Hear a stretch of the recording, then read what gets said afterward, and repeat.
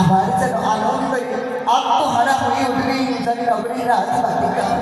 মা, তুমি যে কত সুন্দর করে আমার এই সংসারটাকে গুছিয়ে রেখেছো, ছয় ছয়টি বউকে তুমি আগলে রেখেছো।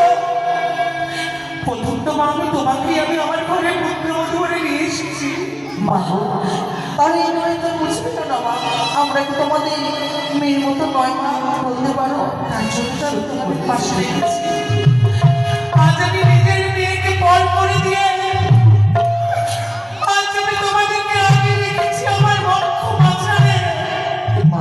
আমার মেয়ে শুনুন না মা, এক কাজ করুন, আপনি তো স্নান করে পূজার্চনা করা সম্পন্ন হয়েছে।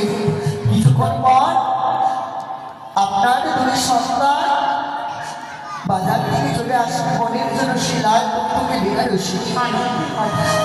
আর কিছুক্ষণ পর আমাদের বোন চলে আসবে। আপনি এক কাজ করুন মা, আপনার কিছু ভেজা রয়েছে, ওই চন্দ্রতলায় সুন্দর করে আমরা মাথার দৃষ্টি আছড়ে দেব, আর আপনার চরণে সুন্দর করে আপনার চরণ সেবা করে দেবো। আমার নিয়ে চলতে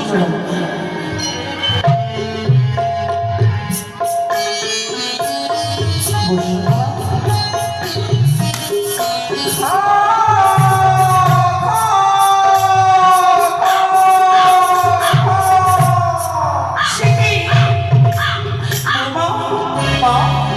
মনে হচ্ছে না কোনো কাগের শব্দ রয়েছে মা।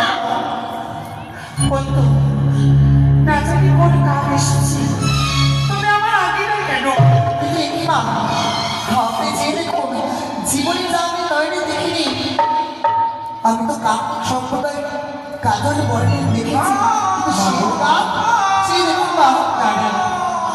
আমি আমার মাতা পিতার কাছ থেকে শুনেছি, কখনো যদি কোনো দুর্ঘটনা হয়ে থাকে, আমার বাবা মার কোনো কিছু হলো না তো?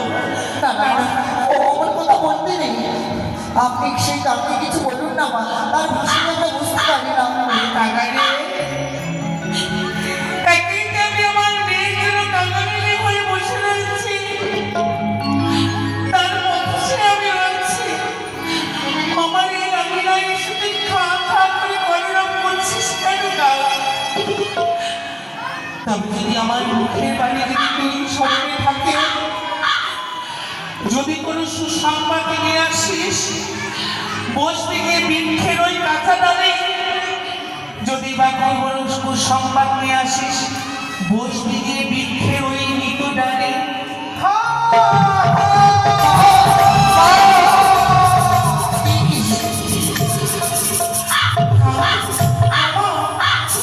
সবসময় স্বপ্নে থেকে দেখতে পাচ্ছি তুমি কানিয়ে দাও, কানিয়ে দাও। সন্তান মনে করিয়ে দেবো মা, যা এই মুহূর্তে চলে যা।